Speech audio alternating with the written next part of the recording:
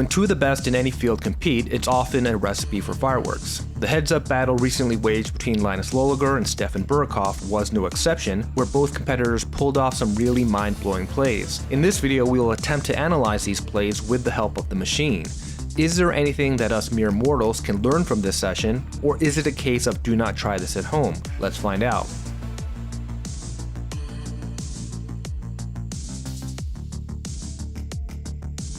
So we're playing 50-100 and start off with Linus opening with 3-5 of hearts and Stefan 3-betting with 7-6 off. For preflop, Linus consistently opened to 245 and 3-bet to 1050, whereas Stefan opened to 250 and 3-bet anywhere between 900 to 1250, apparently randomly. Also, both guys did limp in this session. So we ran a custom preflop sim with the actual rake and just used a 245 open and a 1100 3-bet, which isn't perfect but is probably somewhat reasonable. In any event, both of these plays are approved based on this sim, though Stefan's 3-bet is very low frequency. So Stefan c-bets 75% on the 259 flop with his gut shot, and the solver does predominantly use this larger sizing, which will often be the best choice against a mid-heavy range like Linus's, primarily represented by these orange and yellow bars. On this flop, Linus has a bunch of pairs and draws, and even most of his whiffs have some showdown value and outs to strong pairs, so sizing up makes sense to maximize both value and fold leverage. Linus then clicks it back with his middle pair. The solver, however, is basically pure calling with this hand, although it does raise with some other similar weak paired hands like Ace-5, 6-5, and lower pocket pairs. And this is a common theme that we will see throughout this matchup, where one or both of the players deviate from our sim, but there will usually be some similar combos that do take the action. This could be a consequence of our preflop sim being different to how these guys are actually playing preflop, or it could be an exploit, for example in this case if Linus thinks Stefan is c-betting too often. Or it could be a simple case of the players failing to select the optimal combos in a given spot, which is to be expected, particularly heads up where the ranges are so wide and there are just too many combos to precisely account for in real time. In any event, raising with this hand doesn't lose a ton of EV compared to checking, and presumably Linus uses some method to keep his overall frequency in check, either by rolling and or perhaps he selected this particular combo for its unique characteristics, such as the double backdoors. Whatever his methodology, the purpose for a play like this is primarily protection, which is especially valuable for a low pair since Stefan's entire range consists basically of all overcards. Linus is basically saying that Stefan is probably c-betting with a lot of air that simply cannot continue even against a very small raise. Generally speaking, this type of move with a lower pair is more often used by the solver when the c-bet is smaller, because it means that the c-better's range will typically have even more air that will autofold to a raise. So for example, if Stefan c-bet 30% instead of 75%, then we do see that 3-5 of hearts does raise some of the time. But Stefan doesn't have pure air, and he calls the raise, and we go to the turn, which is the 4 diamonds, giving Linus a straight draw to go along with his pair, and he barrels, this time sizing down to around 30%, which may seem like an odd bet after raising the flop, but these guys are now very short stacked with less than a pot-sized bet left. This bet likely is primarily targeting some of the floats, like stronger Broadway combos and weaker draws such as gut shots in Stefan's range. Stefan then shoves, although here the solver prefers to call. That being said, the solver does shove quite a bit, with the main value component being vulnerable pairs that could use protection in case Linus is taking this line with random overcard type holdings. But in this particular case, the small blind has some better shoving candidates according to this sim. For example, we see that 8-6 of diamonds is basically shoving pure. And as we'll see in future hands, Stefan doesn't seem really picky when it comes to combo selection, and perhaps he focuses more on game flow and general player dynamics, whereas Linus appears to be much more precise with his combo selection, which is to be expected for a cyborg. Linus then calls, which is the standard play, as all pairs actually call given the price.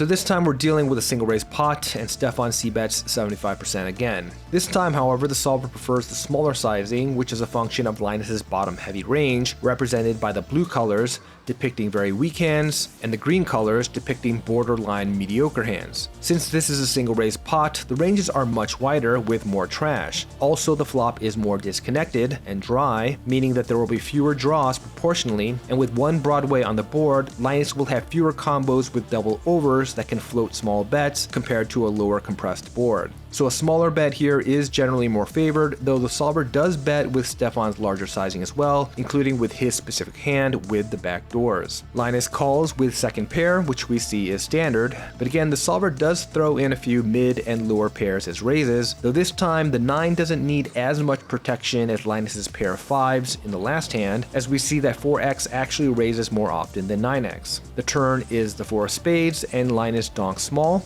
and the solver does donk quite a bit in this spot. With the bottom card pairing, the caller is much more likely to have trips, particularly given the larger c-bet, which is something that Linus undoubtedly recognizes. And although his hand isn't very strong or very weak, it's kind of in between, a small donking strategy will often be very mergy, with bets allocated across the equity distribution. The solver prefers donking with a better kicker, though the EV regret for making this small bet is low for all 9x combos. Again, perhaps Linus thinks Stefan is c-betting too much, which, if true, would weaken his turn range relative to GTO with more autofolds, making a protection bet like this more effective. Having turned a flush draw, Stefan defends through a call, which we see as the standard play, as most of the flush draws that raise are either stronger or weaker. This river is pretty much a brick, and with Stefan defending the turn, Linus's second pair fits squarely within the mid-strength class, which warrants a check.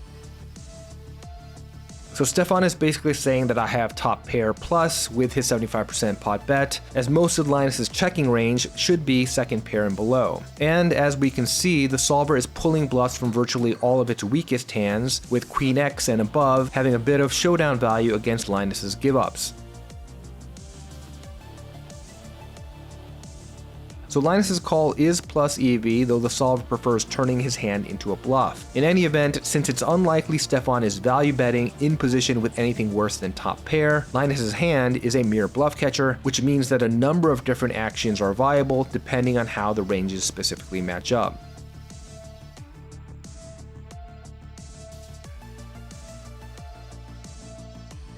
So Stefan c-bets again, and this time he actually has a hand, and we see that this small bet is used most prevalently in this 3-bet pot with this very dry double jack board, where much of Linus's range will have a difficult time continuing. So this defend by Linus seems a bit loose, even in position, and the solver is just pure mucking this hand. It's a small sample size, but it seems from these first few hands that Linus believes that Stefan is indeed c-betting too much. However, one thing you need to be wary of when exploiting a competent opponent is that they can always adjust and counter-exploit you. A way to mitigate this risk is by engaging in what we refer to as GTO-constrained exploitative play, which means that when you adjust your strategy to exploit, you only do so by shifting indifferent hands to pure, but you don't alter the strategy for pure combos to avoid the slippery slope of exploiting too far. For example, in this case, Linus could pure call hands that are mixing between calling and folding, such as some of these lower suited hands that also have a backdoor straight draw, or some suited high cards that at least have some showdown value and the ability to make a strong pair. Stefan decides to trap with his kings, although the solver generally prefers slow playing with hands that need less protection, such as aces and full houses. Perhaps Stefan is slow playing here because he doesn't have a heart, making it more likely that Linus has a flush draw that will bet, or perhaps this is a counter-exploit. Maybe Stefan recognizes that Linus thinks Stefan is c-betting too often, and therefore Linus is adjusting by defending too wide, which in turn means that Linus will arrive at the turn with a lot of trash that will have a strong incentive to bluff with little to no showdown value. And Linus falls face first into the trap by betting half pot. And although we don't have 7-4 spades here because it folded on the flop, we see that the solver does play rather aggressively with these very weak hands, even without the flush draw. Stefan simply calls, though he could definitely raise as well, unblocking the flush draws and blocking some combos of king-jack. But again, perhaps he's giving rope for Linus to bluff off his stack with too many weak hands in this line.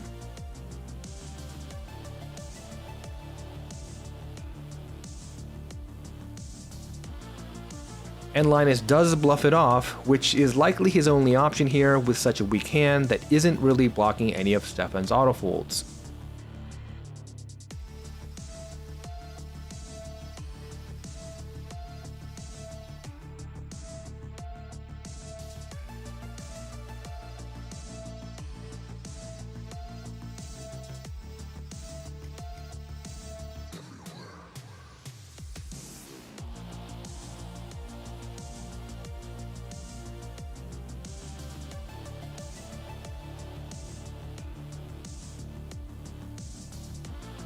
So not quite sure what happened in this hand, and the machine isn't very helpful because some of these plays were not solver approved, particularly by Stefan. First off, Stefan bet small, but for the reasons we've previously discussed, the solver prefers a larger size on this compressed board with many hands in Linus's range that have decent equity against a small bet. Linus then raises, which is standard, and then Stefan 3-bets with the pair plus gut shot. Linus then 4-bets, which Stefan calls. Linus then bets small on the turn given the short SPR, Stefan calls again, and then Linus asks for the rest of it on the 2 of hearts river, which Stefan obliges. Now some of you may see a hand like this and think to yourself that you've seen similar plays at 10 NL from random donkeys. While that may be true in isolation, what separates your average spaz from a Stefan Burikoff are primarily 3 things: frequency, timing, and combo selection. We can't really infer much about the frequency by looking at just one hand, but timing-wise, we can reasonably rationalize Stefan's play on the flop, as he should have had a range advantage with overpairs, sets, and 2 pairs. Also, Linus should have had a number of draws, and as we saw in previous hands, he's willing to play aggressively with mid and low pairs.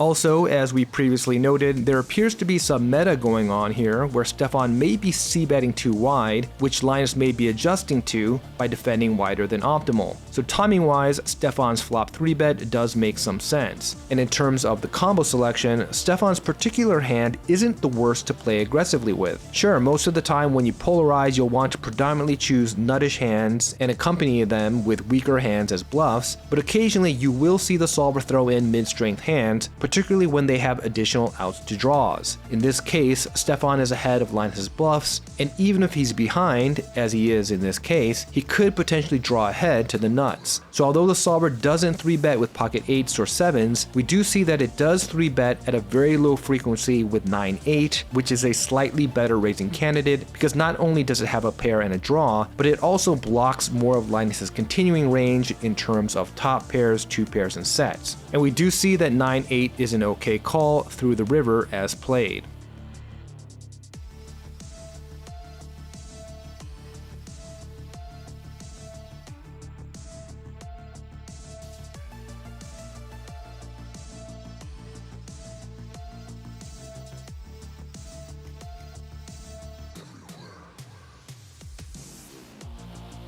So the play in this hand is pretty standard through the turn. Stefan has king high, which has some showdown value in a heads up single raise pot, and he didn't have backdoor or front door flush draws, and Linus had a weak pair that should be perfectly okay with keeping the pot small. On the river, Linus decides to lead out with a small bet, presumably to obtain some value from an ace or king high, and facing this bet, Stefan quite rightly recognized that his hand probably had minimal showdown value against the value portion of Linus's range, which is likely comprised of many weak pairs, so he decided to raise it up. This is not a bad thought as he has a blocker to a straight, and this play doesn't lose a lot of EV, though the solver prefers raising with a spade or with a blocker to the higher straight. So probably not a huge error, but one thing to be mindful of for us mere mortals is that when you expand your bluff or bluff catching ranges to include non-optimal candidates, it can open the door to your frequencies potentially getting out of whack. It's hard to know the exact GTO frequencies in spots like this, so one way to keep those frequencies in check is precise combo selection, which prioritizes the best candidates.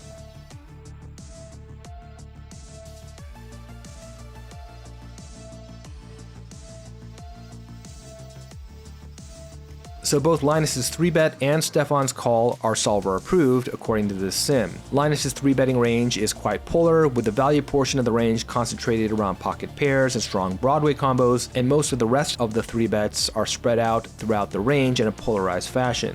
And as the 3-bet caller, Stefan's range is much more linear, which includes suited connectors like the one Stefan is holding. With this dynamic, although Linus definitely has a nut advantage, much of his range is comprised of trash, so it's not too surprising to see a decent amount of checking on this board, particularly with many flush and straight draws in the small blind's calling range. That being said, 8-6 off with the heart is a hand that does fit within the c-betting bucket as a bluff. Stefan calls, which is a standard play, as most pairs other than pocket pairs, which have fewer outs to improve, call. The turn is the 5 of spades and Linus barrels 70% after picking up a gut shot. Although the solver checks his particular combo, likely due to the specific range matchup, the EV regret for betting is very low, so this play is probably fine. Stefan then calls again, but this time against another barrel, the solver folds. Here, facing a range that is starting to polarize, 4th pair is just too weak to call from a GTO perspective. Stefan should have plenty of other better bluff catchers to call with, including a number of pairs that also have flush draws. Now in reality, Stefan is making the correct play in the sense that he's ahead of Linus's actual holding. Perhaps there's something about how Linus is playing that Stefan has picked up on, and if someone is deviating from the baseline but ends up choosing correctly, it's hard to fault that player for his read or instinct. Linus finds a pair on the river and he decides to slow down, but the solver actually fires his holding as a bluff. With the SPR being so short, the solver shoves most strong top pairs plus, which means it will need a bunch of bluffs for purposes of balance, and all these combos, lower pairs and below, have essentially the same equity, trash, as represented by the purple colors, given that most of Stefan's range is second pair plus. Accordingly, the solver allocates its bluffs based on card removal, and Linus' combo is unblocking a significant portion of Stefan's predominant folding range, top pairs and second pairs, whereas Linus' ace and queen highs are blocking a significant portion of this same region. That being said, it's important to keep in mind that the player's actual ranges may significantly deviate from this sim. After all, Stefan's turn call was not solver approved, and this is something that is important to take into account when reviewing any sim because the solver's strategies are wholly dependent on the range matchups. So if we know that the real life ranges dramatically differ from these GTO ranges, it means that we'll need to take these results with a grain of salt instead of just adhering to them. For example, in this case, Linus may have recognized the fact that Stefan defended the turn too wide, which would mean that the equity of Linus' paired 6 would increase against Stefan's range, perhaps giving Linus enough EV in his checking line for it to be the best play. So given that the solver was not calling bare lower pairs on the turn, Stefan's specific hand is not in range on the river. However, based on how these ranges are constructed, we can estimate how the solver would respond if it were. Given that the big blind's range has so much ace high that checked the river, it's probably safe to assume that the solver would check back many lower pairs. So why did Stefan shove? Well, we don't know for certain, but again, it appears that the player's actual ranges may differ from these GTO ranges in a significant way, and both players seem to be tuned into this dynamic. Recall that Stefan's turn call was wide, according to the solver, which meant that his river range was likely weaker compared to GTO, which in turn would mean that Linus' 6x would have more equity, perhaps enough to check instead of to bluff. And if Linus checked his weak pairs on the river, it would mean that his bluffs would be more likely to come from ace highs. And so if Linus' actual river checking range consisted primarily of mediocre pairs and not air, that ultimately would render Stefan's bottom pair with essentially zero equity, making it a potential bluffing candidate with very low EV in the check back line.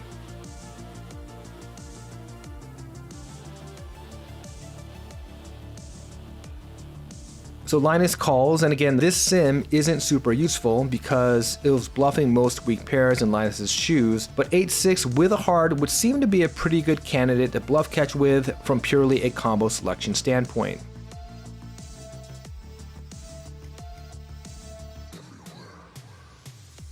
So here in a single raise pot on a very dry board, even though the big blind will have a bunch of overcard float candidates, the solver prefers the smaller sizing with the big blind having a ton of auto folds in range, though it does use this larger sizing that Linus fired with.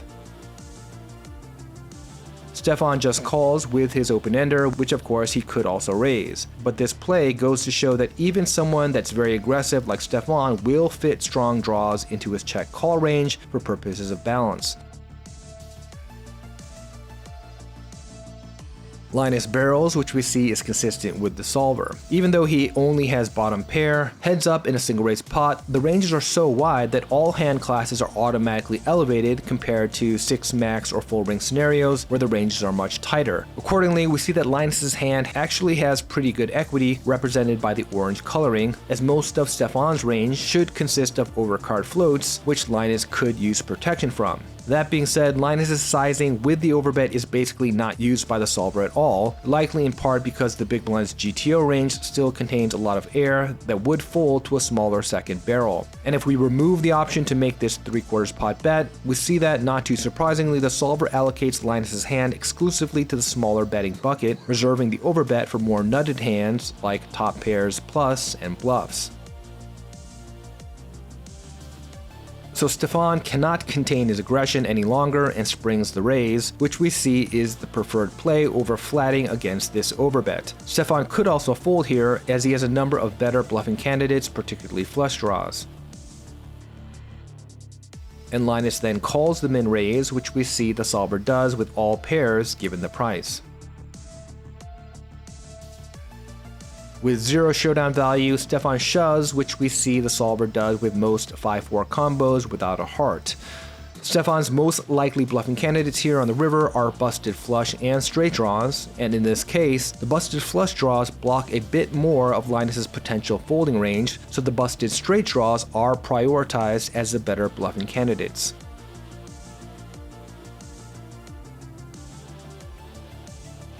So Linus calls with his weak full house, and the solver approves of this play. Here, with the ranges being so narrow, card removal will have a huge impact on the button's bluff catching strategy, and in this case, since the small blind's bluffing range primarily only consists of 5-4 for the reasons we just discussed, essentially bluff catching with anything other than a 5 or a 4 is okay. If we filter hands with a 5 or a 4, we see that these hands are pretty much all folding, and the EV regret for calling is huge.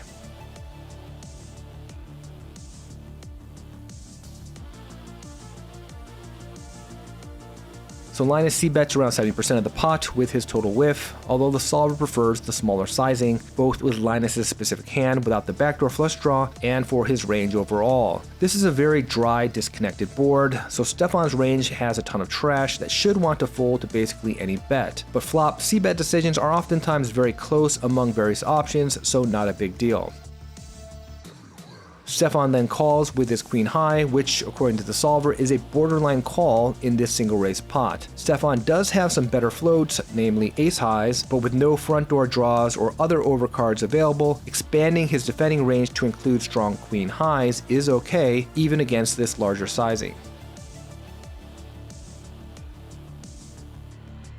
The turn is ace of clubs, and Linus overbets once again, which is preferred by the solver against Stefan's very mid-heavy range, consisting of many mid to lower pairs, as well as flush and straight draws on this turn. Having called Linus's relatively larger flop c-bet, it cleared out much of Stefan's trash, so small bets probably won't be very effective when it comes to Linus's bluffing range. However, as for Linus's specific hand, the solver prefers to give up. To begin with, according to this sim, Stefan should have a lot more ace-high floats on the turn than Linus had ace-high hands that c-bet large on the flop, so in theory, he doesn't have a ton of very strong hands to represent, which means that Linus's overall level of aggression should be somewhat limited, as he will have fewer value combos on the flop, such as King X combos and below, that will want to continue to fire on this ace turn, particularly against a mid-heavy range. This in turn means that Linus can't fire as many bluffs, and therefore he needs to, in theory, be selective about which combos he chooses to barrel with, and he should have some better bluffing candidates to fire, such as combo, flush, and straight draws. Here, the solver does very little bluffing without a draw. That all being said, this is the vacuum GTO strategy, and perhaps there's some meta here that we're unaware of. For example, if Stefan is too sticky versus flop c-bets, then perhaps increasing the aggression on the turn would be appropriate. Stefan calls the overbet, and although Stefan does have better calling candidates in this spot, again we see this is still somewhat of a close borderline decision. With both the ace and king on the board, queen high with the gut shot to the nuts does have both showdown value and drawing ability, so it does make some sense as a bluff catching candidate, especially if you think villain is over bluffing, which Linus may be doing given his combo selection for his bluff.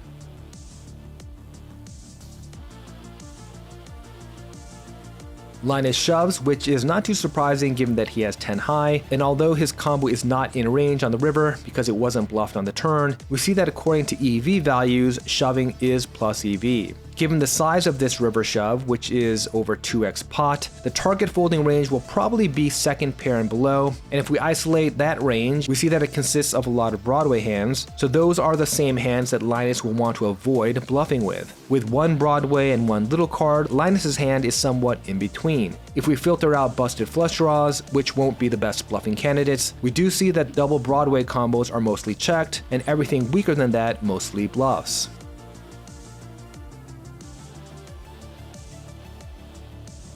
So Stefan makes the insane hero call, and according to the solver, this is a massive punt, as it prefers to call with its paired hands that block the value portion of Linus' shoving range here on the river. However, again, there may be some meta going on here that we aren't privy to, and if you go against the solver but end up winning the pot, it's really hard to criticize that, as his read ended up being correct.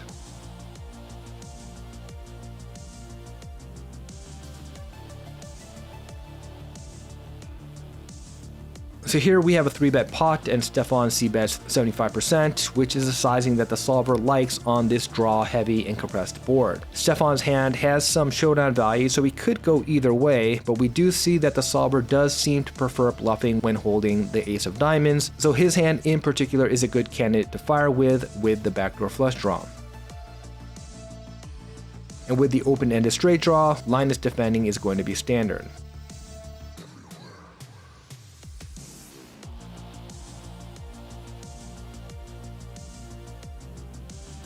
So with the SPR being right about 1, we see that the only options here are to check or to shove, and not too surprisingly, Stefan chooses violence. Although the solver prefers to check with Stefan's specific hand, it does shove ace-queen some of the time, and this is another one of those situations where the strategy is very sensitive to card removal based on the specific matchup of the ranges. In this case, both the ace of diamonds and the queen are blocking a significant portion of the button's folding range, whereas ace-jack with the ace of diamonds is shoving because the jack blocks a lower percentage of the button's folding range. The problem is that in real time, you aren't really going to possess knowledge with this level of detail regarding your opponent's range, so going down a rabbit hole and getting very caught up in the finer details of a sim like this probably won't be a very good use of time. If Stefan believes Linus has a particular imbalance in this spot, then attacking it aggressively makes sense. If not, then figuring out some way to bluff some hands and give up with others based on what we believe to be the most prominent portion of villain's folding range is going to be the main task.